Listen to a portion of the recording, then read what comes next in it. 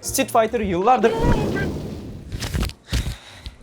yıllardır hayatımızda. Peki bu efsanevi hareketlerin arkasında ne kadar gerçekçilik payı var? Bugün bu dövüşlerin arasına karışıp yeteneklerini yerinde inceleyeceğiz. Hazırsanız önce serinin yüzü olan Ryu ile başlayalım ve şu meşhur Hadouken'in sırrını çözelim. Street Fighter evrenine daldığımızda karşımıza çıkan ilk isim serinin ikonik yüzü Ryu oluyor. O hayatını dövüş sanatlarına adamış, sürekli daha güçlü olmak için antrenman yapan modern bir samuray ruhuna sahip. Gerçek hayattaki Gojo Ryu karate stilinden ilham alan bu karakterin en bilinen hareketi şüphesiz Hadouken. Peki nedir bu Hadouken? Oyunun dilinde Scorching Punch yani dalgalanan yumruk olarak geçen bu teknikte Ryu vücudundaki ki enerjisini avuçlarında yoğunlaştırıp bir enerji topu şeklinde rakibine fırlatır. Bu fikir bile tek başına havalı olsa da gerçek hayatta bir karşılığı var mı? İşin bilimsel tarafına baktığımızda cevap net bir hayır. İnsan vücudu biyolojik olarak plazma veya saf enerji topu üretemez. Bilimdeki en yakın ve en havalı örnek Mantis karidesinin yumruğu olabilir. Bu küçük canlı su altında yumruğunu saatte 80 km hızla savuşturarak bir şok dalgası ve kavitasyon baloncukları yaratır. Ancak bu bile bir enerji topu fırlatmakla aynı şey değildir. Peki bir enerji topu havada alev alabilir mi? Fizikçilere göre evet ama sürtünmeden değil hava sıkışmasından. Bir cisim sesten kat kat hızlı yani hipersonik hızlarla ilerlediğinde önündeki havayı o kadar şiddetli sıkıştırır ki hava adeta bir fırın gibi ısınır ve bir plazmaya dönüşür. Bu uzay mekiklerinin atmosfere girerken neden alev topuna dönüştüğünü açıklayan prensibin ta kendisi. Yani Ryu'nun Hadouken'i insan gücüyle değil ancak bir roket motoruyla mümkün olabilirdi. Peki ya dövüş sanatları? Ki ya da Chi kavramı Doğu felsefesinde hayat enerjisi olarak geçer ve nefes kontrolüyle odaklanmaya dayanır. Aikido gibi sanatlarda bu içsel enerji kullanılır ama asla dışarıya bir ateş topu olarak fırlatılmaz.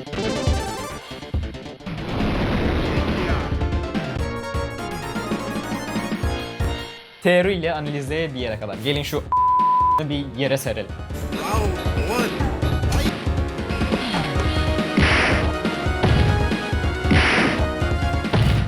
Çalışınca oluyor tabii.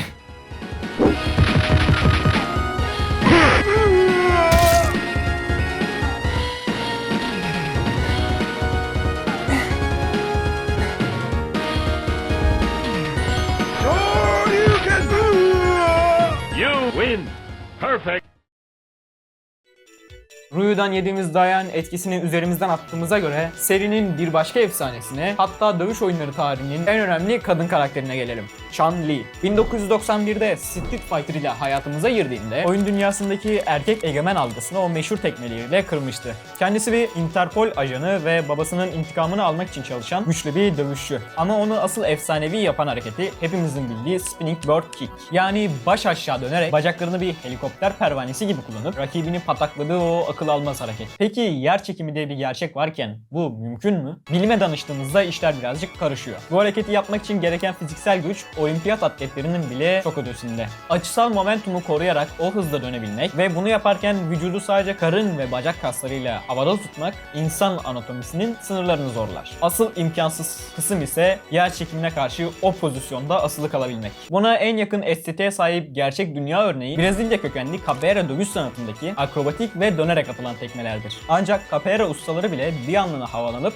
hareketlerini yapar ve anında yere dönerler. Kimse Chun-Li gibi saniyelerce havada asılı kalamaz. Yapılan hesaplamalara göre Chun-Li'nin o dönüşü yapmak için bacaklarına uygulanması gereken tork yani dönme kuvveti yaklaşık 2000 Nm. Normal bir insanın bacaklarıyla yaklaşık 150-200 Nm'lik bir tork üretebildiğini, hatta olimpik bir bisikletçinin anlık olarak 500-600 Nm'ye çıkabildiğini düşünürsek Chun-Li'nin 2000 Nm'lik torku insan sınırlarının çok ötesinde adeta bir araba motoru gücündedir. Kısacası o torkta bacağınızı çevirmeye kalksanız muhtemelen önce kendi belinizi kırarsınız. Chun-Li'den sonra biraz dinlenmek iyi geldi. Madem hamamdayız, o zaman bu ortamın hakkını verecek birinden, yani Street Fighter'ın devasa sumo güreşçisi E-Honda'dan bahsedelim. Kendisi sumo güreşinin ne kadar harika bir şey olduğunu tüm dünyaya kanıtlamak için dövüşen bir vatansever. Normalde rütbesi Ozeki ama yeteneği ve gücü en üst seviye olan Yokozuna ayarında. Tek sorunu sürekli dünyayı dolaştığı için terfiyi alamaması. Onu asıl meşhur eden hareketi ise parmaklara kramp geçirten o efsanevi 100 Hand Slap yani 100 el tokadı. Peki bu hareketin gerçek hayatta bir karşılığı var mı? Şaşırtıcı bir şekilde evet var. Bu hareket gerçek sumo tekniği olan Supari'den ilham alıyor. Supari, rakip itmek, dengesini bozmak veya geri püskürtmek için kullanılan ritmik ve sıralı açık el vuruşları serisidir. Ancak aradaki fark şu ki gerçek Supari'de amaç saniyede yüzlerce vuruş yapmak değil, güçlü ve stratejik vuruşlarla rakibi ezmektir. Peki insan vücudu biyomekanik olarak E-Honda'nın hızına ulaşabilir mi? Guinness Dünya Rekorlarına göre 1 dakikada en fazla alkışlama rekoru 1140. Bu da saniyede yaklaşık 19 alkışa denk geliyor. Bu hız bile akıl almazken E-Honda'nın hareketi görsel olarak bunun çok daha ötesinde. Kısacası 100 el tokatı bir sumo tekniğinin fantastik bir şekilde abartılmış, insan sınırlarını aşan bir versiyonu.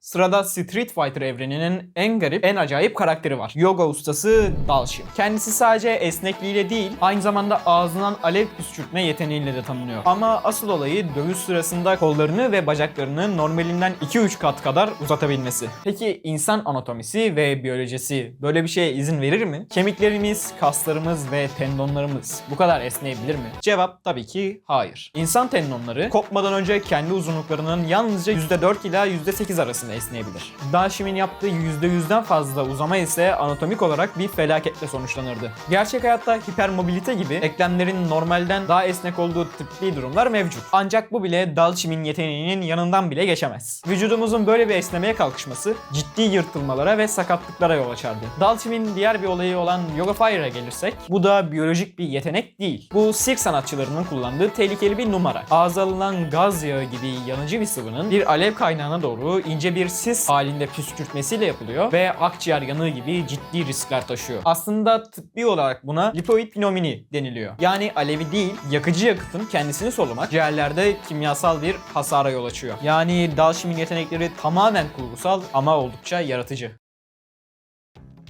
Sırada Street Fighter evreninin en vahşi ve en şaşırtıcı karakteri var. Amazon ormanlarında büyüyen yeşil tenli dostumuz Blanka. Onun olayı ne esneklik ne de enerji topları. Blanka'nın kendisi yürüyen bir jeneratör. Vücuduyla rakiplerine elektrik şoku uyguluyor. Peki fantastik görünen bu yeteneğin gerçek hayatta bir karşılığı olabilir mi? Bir canlının elektrik üretmesi mümkün mü? Cevap kesinlikle evet. Aslında bu yılan balıklarında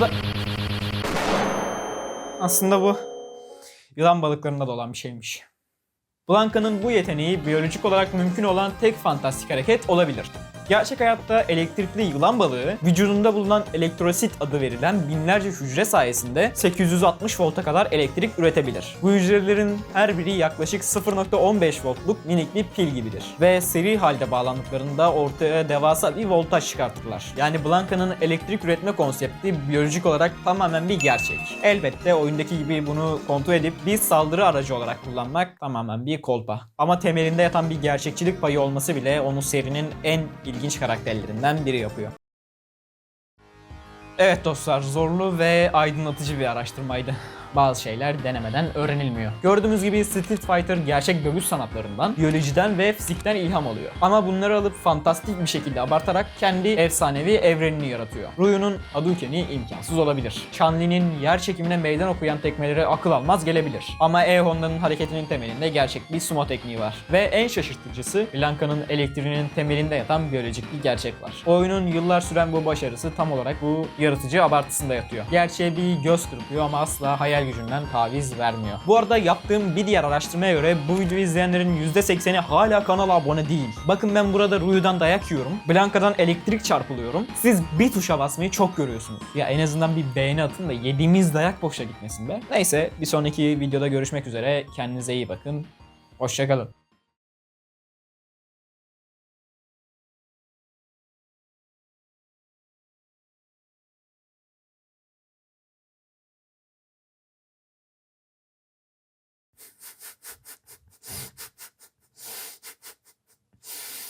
Şimdi tabii kimse kusura bakmasın ama ben sizin yapacağınız işi sikeyim. Allah sizin teker teker belanızı versin. Allah sizin belanızı versin. Allah sizin belanızı versin. Beni yarım saat orada insan azmanına dövdürttünüz. Tekmesinden tokatına, shurikeninden hadoukenine, ensesiyle bile vücudunun her zerresiyle adam beni dövdü. Bir kişi demedi ki Berat'cığım yardıma ihtiyacın var mı?